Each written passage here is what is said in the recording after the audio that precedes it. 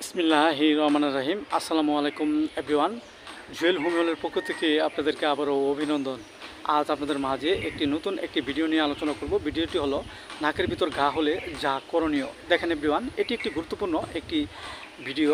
নাসিকা ঘা একটি চর্মরোগ। এই রোগ দেখা যাচ্ছে যে আমাদের সকলেরই কম বেশি হয়ে থাকে। হওয়ার বিভিন্ন কারণ হয়ে থাকে। এর মাঝে কিছু উল্লেখযোগ্য কারণ হলো আমাদের মাঝে যদি উপদংশজনিত যদি কোনো কারণ ঘটে থাকে, এর ফলে অনেক সময় আমাদের মাঝে এক এবং উভয় নাকের ভিতর ঘা রোগটি হতে পারে।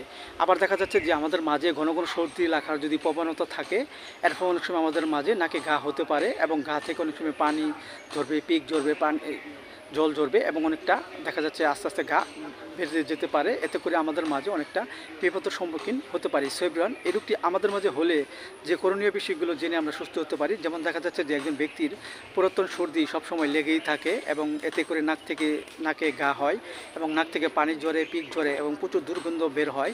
এতে করে লোকজন কাছে বসতে চায় না। এসব লক্ষণে আমরা যে ওষুধটি সেবন করতে পারি সেটা হলো ব্যালসাম পেরু 30। আমরা 2 ফোঁটা করে সকাল বিকাল 2 বার সেবন করতে পারি। আবার দেখা যাচ্ছে যে আমাদের নাকের ভিতর ঘা হয়েছে এবং একটু স্পর্শ করলে ছোটো ছোটো আটার মতো সর্দি জ্বরে এবং রক্ত বের হয় এবং প্রচুর জলে ব্যথা করে। এসব লক্ষণে আমরা যে ওষুধটি খেতে পারি সেটা হলো হাইড্রোসিস 30। আমরা 2 ফোঁটা করে সকাল বিকাল 2 বার সেবন করতে পারি।